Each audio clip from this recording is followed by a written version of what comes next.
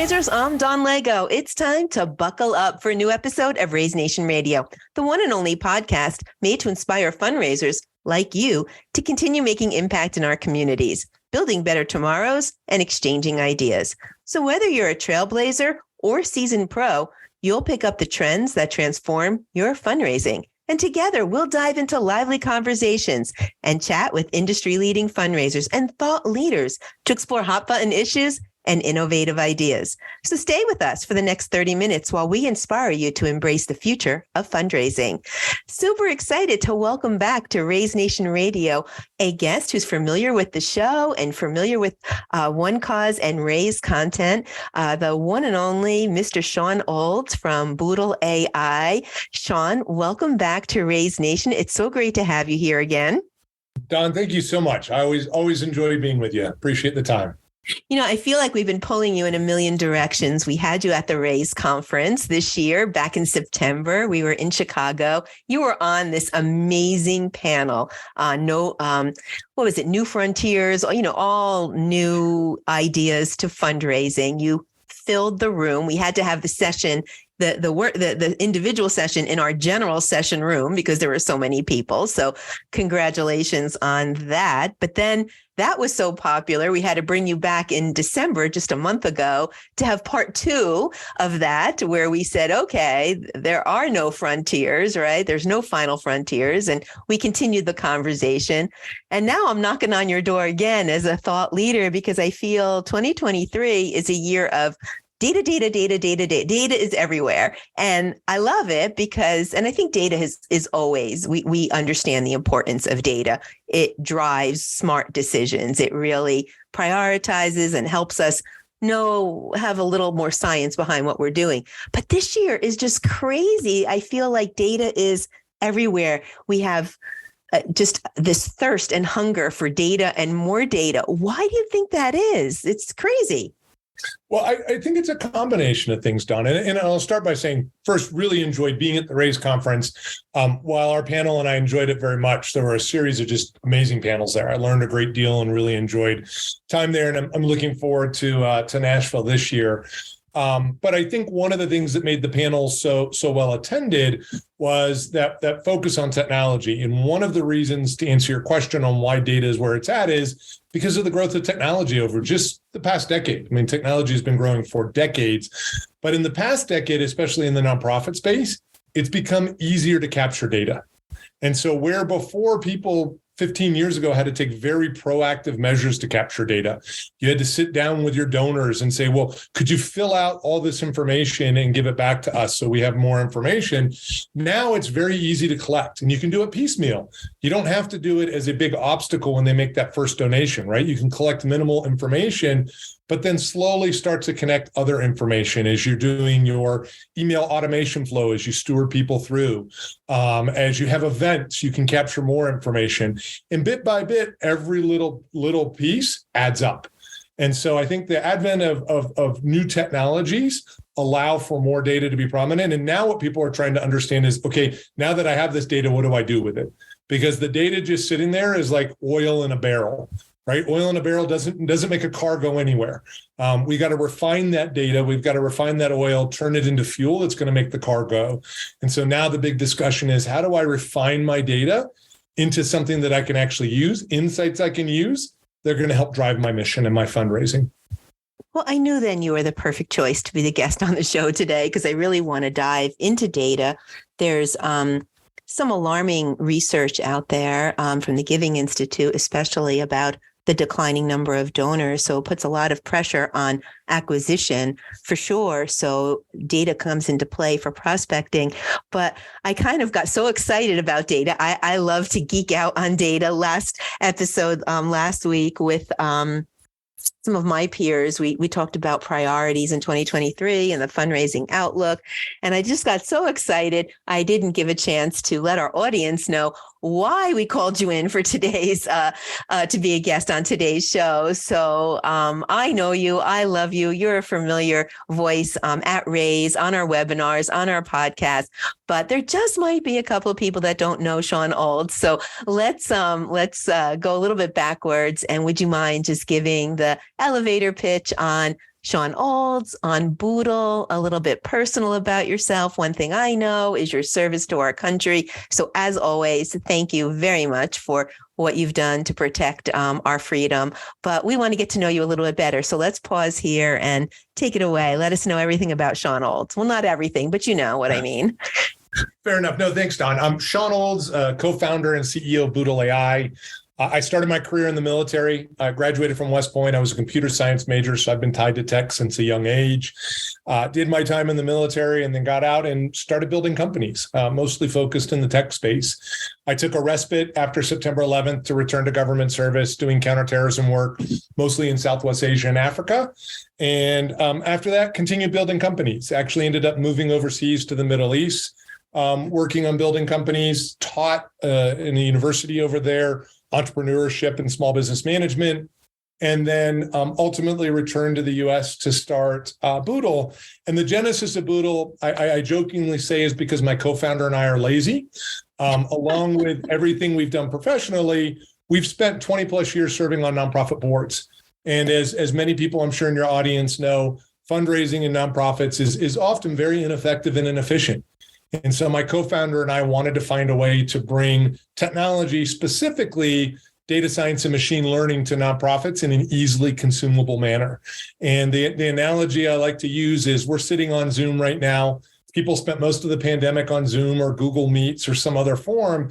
And I always tell people I'd be willing to bet a good bottle of wine and a really nice steak dinner that 90% of the people they spoke to on Zoom could not explain to them how video over IP works. But they don't have to, because Wait, video over what? But we don't have to understand it because Zoom made it the press of a button. And Right. That's what we've done with machine learning and data science for nonprofits, because nonprofits don't have the resources to hire in teams of data scientists or computer scientists. And so we want to give them the resources to leverage machine learning and do what they're good at, which is focusing on acquisition and stewardship. Got it. Well, thank you. Thank you for everything that you've done to protect our freedom, to build great companies, and to introduce us all to AI and what you do at Boodle. I have a very specific topic for today that I'm hoping that you can dive into. I want to dial back to some research about the challenges. We learned from the Giving Institute, as I mentioned, that there is a declining number of donors. That's scary for nonprofits. We also learned from the 2023 fundraising outlook that One Cause actually runs, it launches at Raise each year at the Raise conference. And one of the top concerns for fundraisers was acquisition and retention. So when you hear about those challenges that are facing all sizes of and shapes and sizes of nonprofits, and then there's a declining number of donors, this is pretty alarming. What are we going to do, right? How are we going to move this boulder up the hill and get onto the other side? And I think there's a place for AI with donor prospecting. Now, I hope there's a place with with data and intelligence. And I'm hoping that you can tell us that there is and how we can go about it. Are you up for the challenge today? Absolutely. All right, take it away. How can we leverage artificial intelligence, machine learning? How can we leverage that to help us prospect better, smarter, harder, and face these challenges about acquisition and a declining number of donors? Well, look at what we used to do. What did we do a decade ago? We used to walk in as a nonprofit to a list provider to buy prospects, and we would tell them, hey, we have these 20 demographic categories about our donors. And they would take those 20 demographic categories, they'd look at a big audience of people, they'd come down with 100,000 people who had those same demographic categories, and they'd hand you a list of 100,000 names. And you get ready to walk out of the list broker's office and realize that behind you were 1,000 other nonprofits with the same 20 demographic categories for their donors, and they were about to buy that same 100,000 person list and spam out to the same people. And what AI and machine learning is doing for us is, you started the talk today talking about all the data that's out there. Well, now what nonprofits can do is they can take their data, their bespoke data, using AI and machine learning, and start to understand it better. start to really understand who their core donors are and really weed out, right? There's that decade-old statistic that says that 80% of first-time donors never come back. They come in with the ice bucket challenge or their roommate. Whoa. 80% of first-time donors don't come back? Typically don't come back because they come in ice bucket challenge, roommate runs a race. They care about the person who brought them in, but not necessarily about the cause. But if you focus in on that 20% who do come back, they come back because they have an actual affinity for the cause. And so now if organizations can look at their core donors, those people who come back to them on a regular basis, whether they're small value donors, major gift donors, monthly recurring donors, people who donate at their gala, whatever it may be, but those people who have an affinity for their cause, they can use machine learning to model those people. They now have a bespoke model because no one else has exactly their donors. And now they can apply it to prospect lists. And so they can create their own prospect list to acquire net new donors, whether it's building a Facebook audience, whether it's doing banner ads, whether it's going to, the tried and true direct mail, whatever it may be. It allows them to build a list that no one else can possibly buy because no one else has their core donors. Unique to them. Right. All right. So this all sounds great. That's good news, right? There's a solution. There's something that we can leverage to get a little bit smarter about prospecting. But can you take me through it? I'm a small nonprofit. I hear you. How am I going about this? How am I doing this? Just take us through step by step. Can you do like a step by step guide right now? I'm putting you on the spot. I know, but I know you can do it. Absolutely. And we work with a lot of small nonprofits. It was actually one of the reasons we created our AI donor prospecting was our core platform is geared towards a little bit more developed, a little bit more advanced nonprofits. What we wanted to do was find a way to help everybody. And so with just 100 donors that you want to replicate, you can build a rudimentary. It's not the strongest model. It's not a true model because typical model, you want about 1,000 of a representative set. But with 100, we can start building. And then the key is, as a small nonprofit, you got to get started. I've said this before, I think it was, I brought it up at the Raise conference, but there's the old Chinese proverb that the best time to plant a tree was 30 years ago. The next best time is today. Right. And so it's the same thing with data is that the best time to start collecting data was when you started your organization 10 years ago.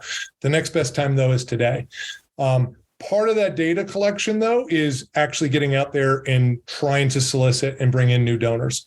So if you've got 100, 200 of a core type of donor you want more of, build an audience around those and do a digital ad campaign out to them. Digital ads are great because you get almost immediate results where direct mail could take months. It's not as expensive as direct mail. And then what's great is you can immediately the next month adjust. So everybody that you reach out to in month one, you're starting to build awareness, first of all. No donor ever gives in the first month or the first time they get asked. You walk up to somebody, you're not going to get them to make a donation. You may get them interested. You may convince them to have a second conversation with you, but it's going to take a series of touches and a series of information that has to be delivered to them. So when you start those digital campaigns, what you're doing is you're building a pipeline of building awareness. In some cases, you may be hitting people who already know about you. And so now you're going to start to get engagement from them. And then as months go on, you start to get actual conversions and donors in. But you've got to start today with that awareness and building that awareness. And then in month two, you take the feedback from month one and you use it to inform the model and make it stronger. And you continually do that every month. Hence the machine learning. The machine is learning as it moves forward. And so at the end of 1 year of digital campaigns, the model you have that you're working with in month 12 is much stronger than the model you started with in month one. And that's because you've learned over time, or the machine has learned over time and is doing the work for you, allowing you to get better prospects. But you've got to start at some point, no matter how small you are. So it's not then quite as scary. I think we go into ideas or strategies or projects with this, I got to clean up all my data. I'm going to need to get more resources. It's overwhelming. You're saying, no, you starting is starting. You need to start somewhere. Take 100 names. Is it as ideal as 1,000? So now we have a benchmark. We know that we're moving towards 1,000 names. But if you have 100, you have 100. It's 100 more than zero. So that's good. And give it a year. Let it breathe. Let the machine do the work for you. Get something started, because that year goes by really fast. It seems like it was this time last year that I was wishing you happy 2022. And now here we are in a blink of an eye. I'm wishing you a happy 2023. So let the machine do it and just get started. And you really have something that's going to help in 12 short months with just 100 names. That doesn't sound, waiting a year, that's nothing, right? And 100 names, that's another nothing. So with those two things, you are really going to have far more intelligence that you have today. That doesn't seem so scary or overwhelming or, what am I going to do, right? And the nice thing is, while you may be waiting or building over the course of the year a number of donations, you're seeing results in month one. In month one, we've gone so far as to guarantee the amount of awareness and engagement we will build for you. So we will absolutely guarantee that. You can't guarantee conversions because we don't know what your pipeline's built up like today. If you've got no awareness built out there whatsoever, doesn't matter how good a target I pick for you. Again, they're not going to give the first time, right? So we're building that awareness for you. But we can absolutely in month one start to see awareness. In month two, you start to see awareness and engagement, and then it continually builds all year long. And so over the course of the year, over all 12 months, you're seeing accomplishment. It's not like you're waiting till month 12 until you're going to see all the results.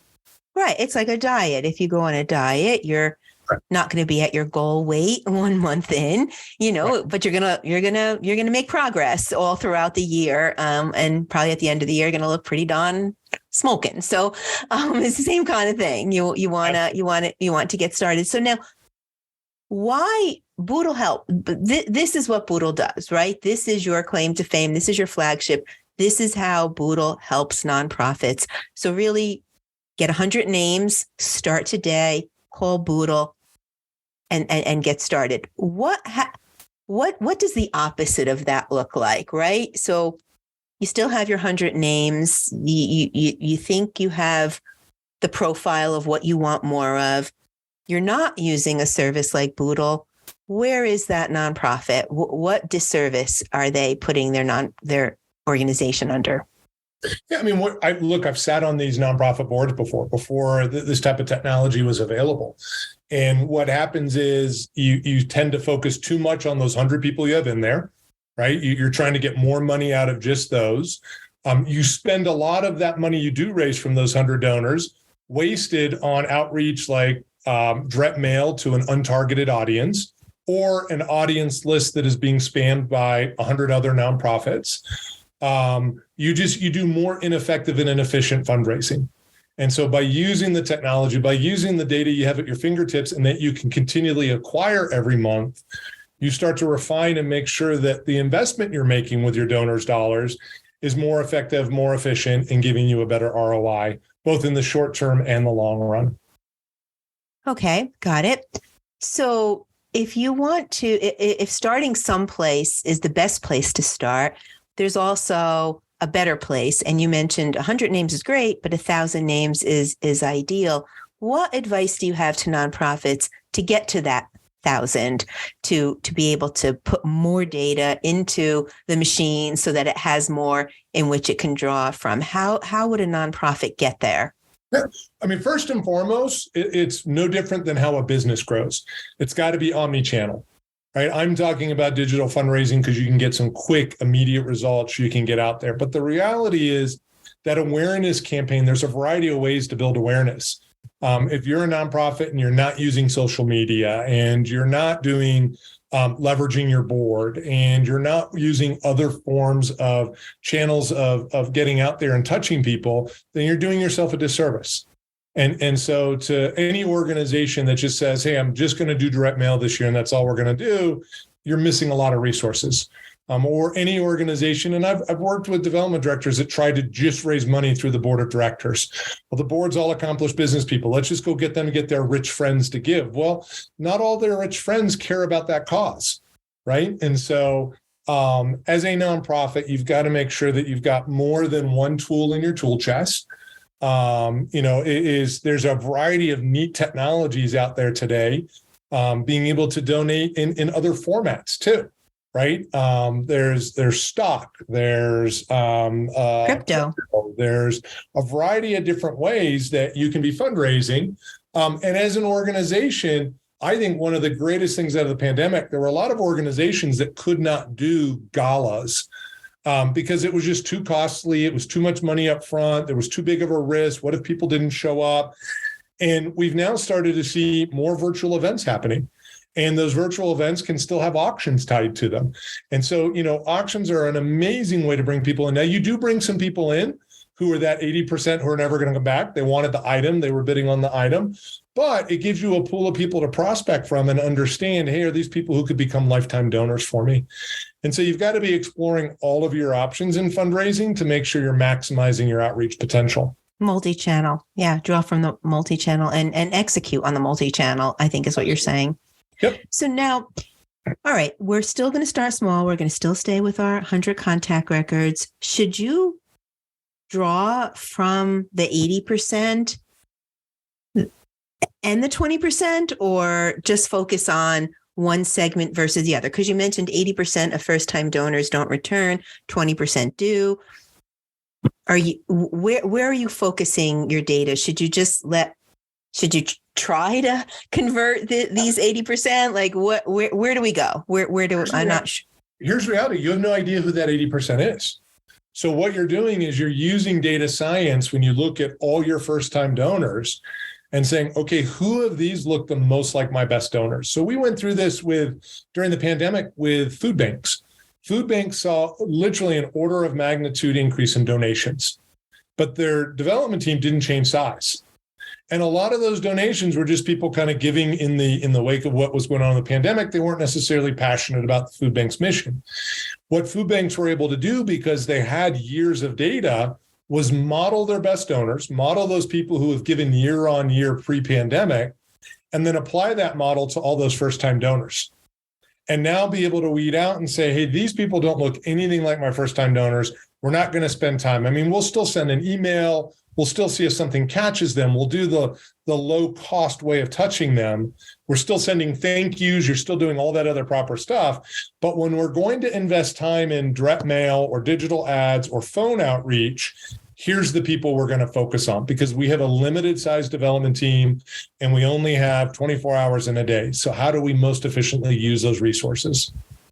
And then the model just keeps getting better and stronger and better and stronger. So you really know, this is my ideal profile. If somebody comes in, a first-time donor comes in looking like this, we've got a pretty good chance of converting them to a lifetime donor, long-term donor. Yep. Okay.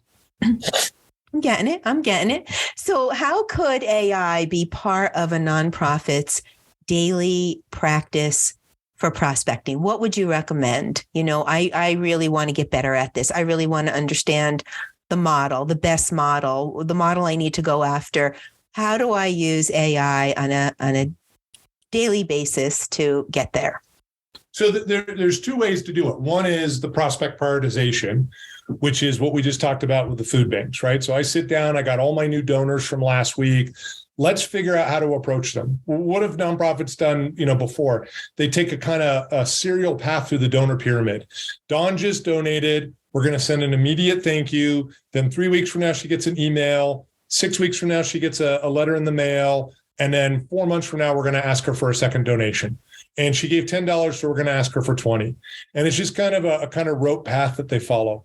Well, now what you can do is you can model all your best donors, your monthly recurring donors, your major gift donors, your people who donate at least 3 times over their lifetime, whatever may be your core types of donors. And now you can apply all those models to your first-time donors and now dynamically approach the donor pyramid. So instead of sending Dawn an email 2 weeks from now and then an ask 4 months from now, you can identify Dawn as someone who looks like your monthly recurring donors. And after the thank you and after a couple of pieces that really show what your organization does, instead of going back for a $40 donation, you're going back and asking her for $10 a month. And now you've just turned her into a $120 a year donor. And you haven't wasted a year of kind of navigating the donor pyramid to get there. And So, you're not just sending something and seeing what sticks. You're really learning to speak in a very personal, customized, and targeted manner. and you hit on a key point. Using AI and bringing in other data points, you can understand who Dawn and her cohort are, right? So you can speak to them in a language that's going to resonate with them and in a medium that's going to resonate. I have never opened a piece of direct mail in my life. I just don't do it. Direct mail goes from my mailbox into the recycle bin. Okay, I'm with you there. I have donated via text. I've donated via email. So those are mediums that you can get me on. And so if the same organization sends me direct mail and sends me a text, they're more likely to get the donation over text if they're going to get one from me. And so if you're going to outreach to Dawn, why waste money sending a direct mail piece to her? She's never going to respond when an email or a text message will actually get a donation out of her. So it's not only just looking for that incremental donation and the right donation, whether it's recurring, one time, what to ask, the amount to ask. It's also saving expenses as well, because you're not. Yeah, I'm with you. I mean, I literally open my mail outside over the recycle bin. I had this big recycle garbage can while I'm waiting for my son to get off the bus. I mean, honest to God, that's what I do. So don't direct mail me, because I literally go from the mailbox. I hover over this, very tall garbage can, and I'm like, recycle. Oh, that one I'm going to keep because it's a bill and I need to pay it. Michael, you're home. And I go inside. That is how I open my mail. And you hit on a really key point at the outset of our conversation, which was with the economic environment we're in, there's a concern about, the Giving Institute highlighted that there's a decrease in the number of donors. One of the other things that came out of that Giving Institute study was that the under 40 crowd, let me rephrase it, the over 40 crowd identifies with organizations. Right? They find an organization, they like the team, they like the cause, they have an affinity for that cause, but they also identify with the organization that's delivering on that cause. That same study showed the under 40 crowd identifies with the cause. And so they'll very quickly switch from one veteran service organization to another if they feel their cause is being met. They don't care about the organization as much. And so if you as a development director are not communicating, if you're sending direct mail to Dawn and she never sees it, when you could be sending her every other month text, and she gets it and she feels tied to the organization and the cause now, then you don't lose her. If all you've done is wasted money on direct mail and another organization understands that they can reach out to her on text, they're going to steal her away. Okay. I have questions. A million questions are going, and we only have a half hour for this podcast. So I hope I can get all these questions in.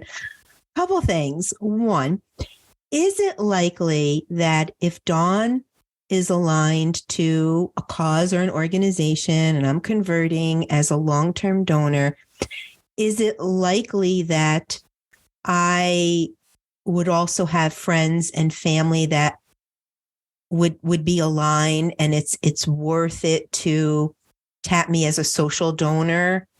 Is there any modeling for that? Like, is there a correlation between Dawn and company would be ideal to not just get Dawn, but to get her people? Is that something that AI can help with, or just speaking to me as a social donor as opposed to a recurring or monthly or one-time donor? Anything there? So the technology definitely exists, but for AI to work, you need data. So the idea would be taking this technology, taking the model the organization has built. And if you were inspired to be a peer-to-peer fundraiser, you allowing the platform to overlay their model on your network. And they could then tell you within your network, these are the people you should be talking to because they look the most like our best donors. They look the most like people who have an affinity for our cause.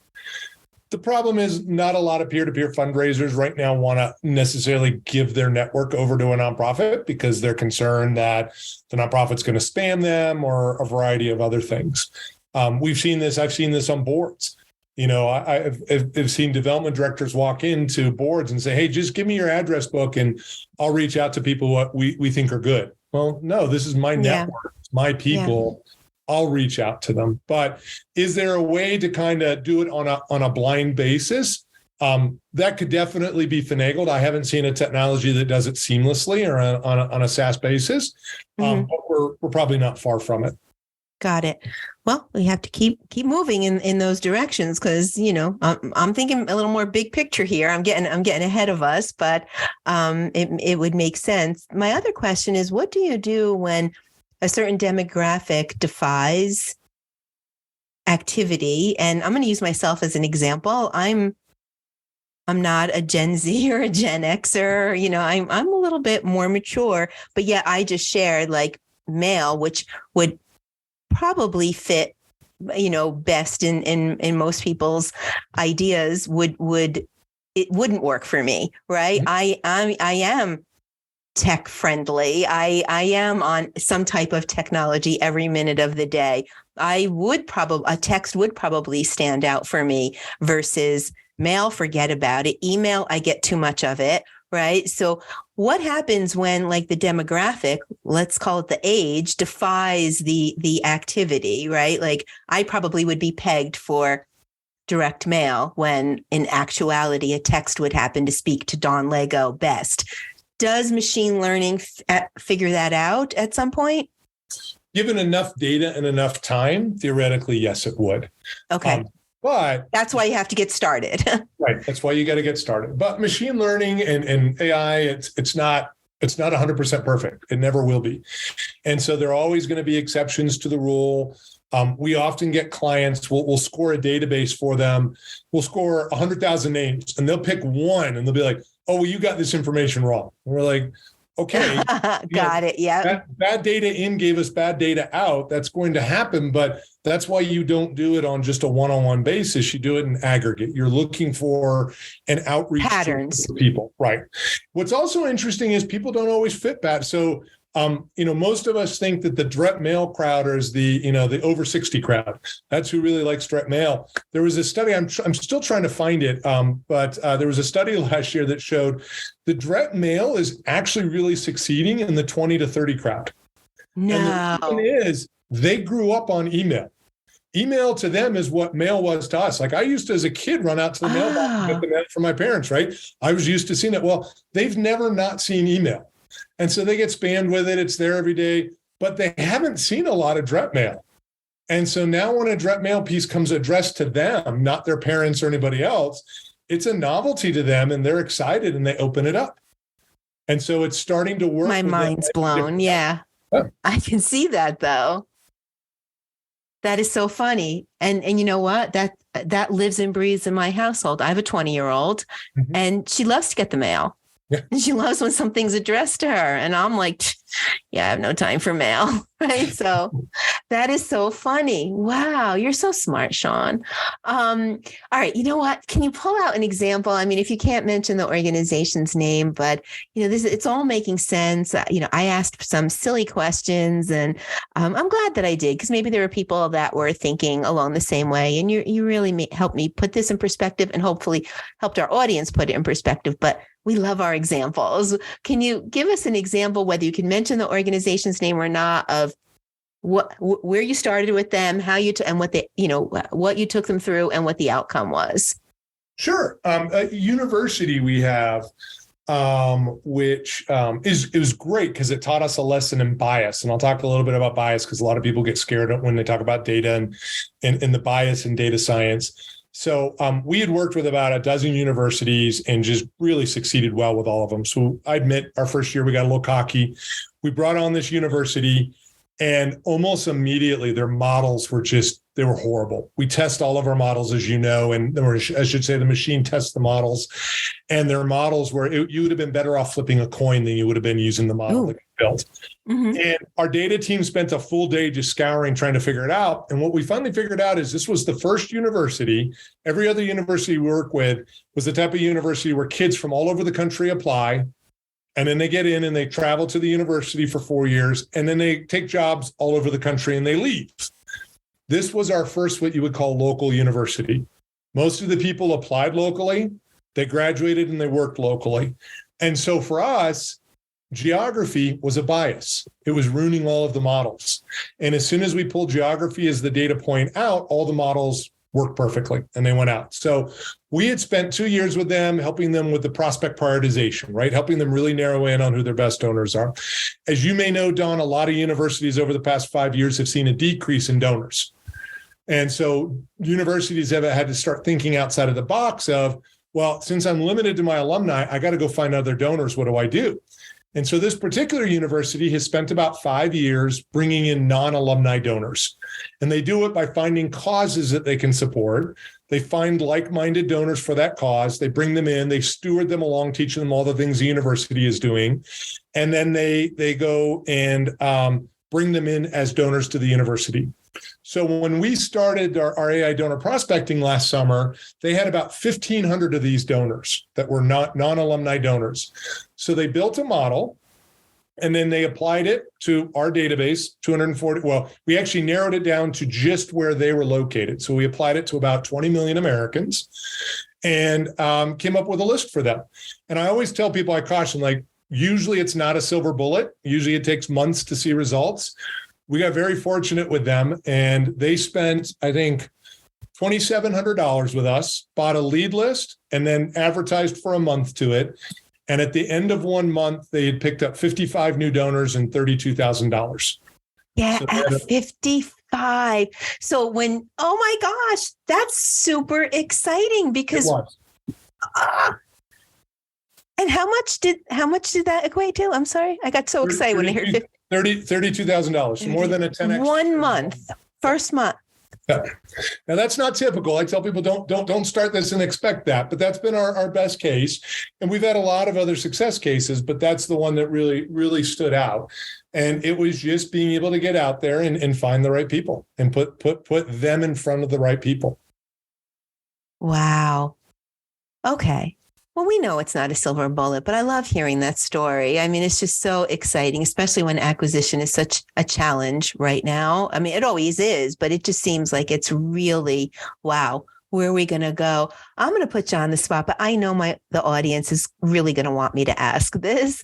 So donor prospecting AI, that sounds scary. It sounds expensive. It sounds blah. I know that you really want to see missions sustain their causes and you are just really in it for the nonprofit, and you've done some great things. So can you alleviate, if people are walking away from this episode saying, oh, donor prospecting AI, yeah, what's that going to cost me? Help us out, help us understand what is the process. If you're going to rely on Boodle, what can they expect with the cost? You don't have to quote anything in specific, but can you alleviate any feers there? Yep. So number one, it's not a steely he says. red eyes coming at you.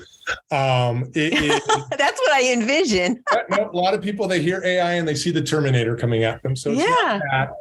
The other big thing is cost. And we actually, when we first came out, we were a little bit more expensive. What I love about my team is very focused on how do we help nonprofits. And so I know that. Developed the technology over the past 6 months to drive as much cost out as possible. And so we also did it so you don't have to sign up for a year license.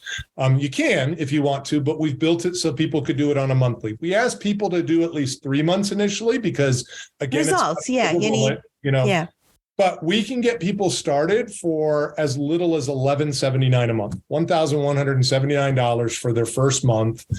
And if we've got clients who have proven digital creative they've been using elsewhere, and a proven landing page that converts, what we find is that within 90 days, they see an ROI. So when they do 3 months worth of campaigns with us, they're seeing an ROI by the third month.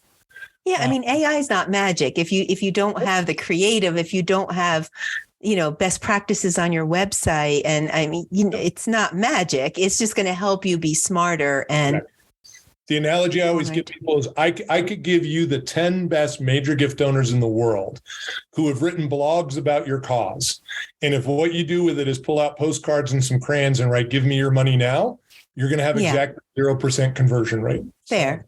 Yeah, fair. Okay, so it's not the Terminator, right? It's no googly red eyes are coming at you. It is you could potentially have a 90-day ROI. That's and not to mention the ongoing ROI that comes with getting stronger and better each and every month. And at the end of the year, could be pretty smart about what your direction is, especially with prospecting, which is just so important right now. Acquisition is just so overwhelming and so challenging. And so thanks for everything that you do at Boodle. And we're excited by it. Yeah.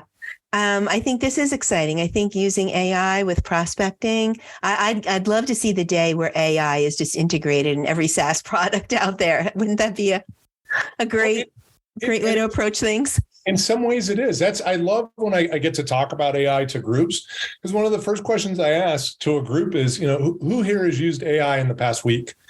And anybody who doesn't raise their hand, it can only validly not raise their hand if they're living in a cave, right? If you use Google Maps, if you use weather.com, if you use Siri or Amazon or Netflix, you're using AI.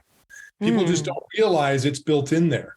And so people don't realize AI pervades their life in a lot of things and makes it easier.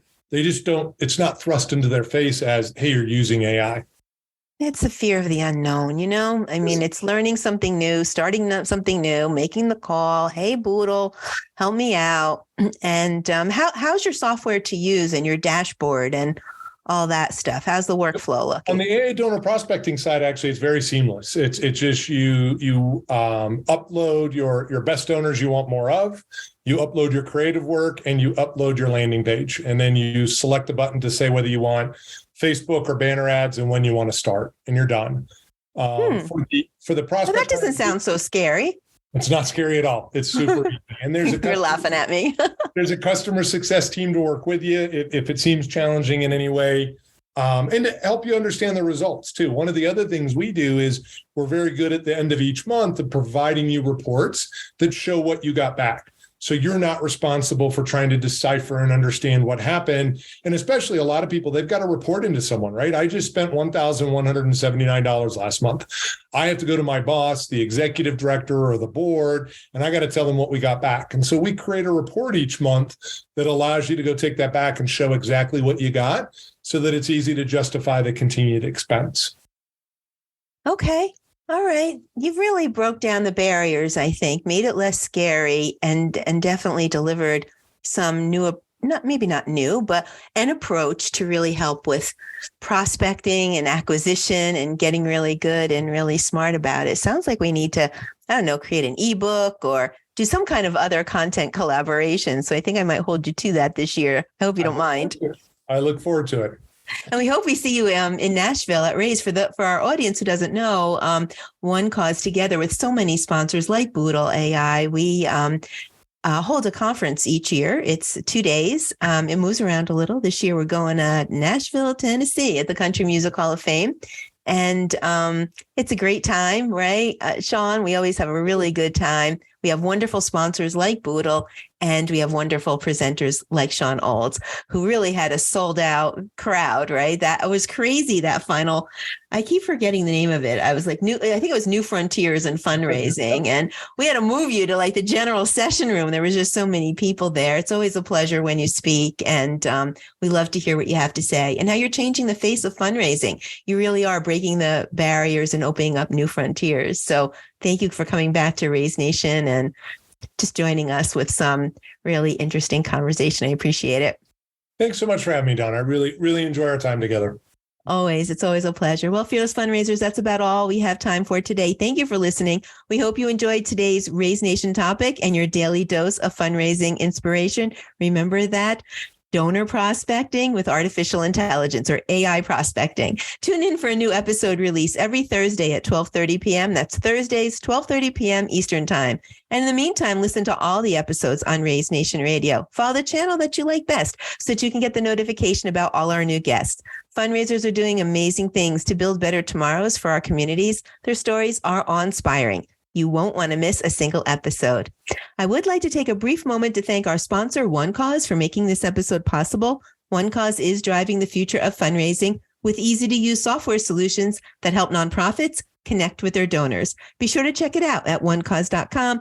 Visit the resource tab on the homepage for a broad catalog of ebooks and blogs, videos, infographics. Hopefully you'll find them all helpful. Huge shout out once again to my guest, Shawn Olds, who is the founder and of Boodle AI. I appreciate you sharing your expert and authentic voice. A very interesting topic. Thanks for being with us again today. But I have to ask you one last question. Any last words of inspiration for our audience? Don, I'll go with a lesson I learned at age 17 in poetry class. Channeling your inner 17-year-old. Okay. Inner 17-year-old, and I've carried it all the way through. It's the concluding line of the poem Ulysses by Alfred Lord Tennyson. And it's to strive, to seek, to find, and not to yield. To strive, to seek, to find, and not to yield. Absolutely. Wow. Now, where did you first hear that? My poetry class, mandatory poetry class at West Point, your freshman year. Mandatory poetry class at West Point. Poetry class, which when you're 17-year-old boy trying to be an Army soldier didn't seem to make a lot of sense.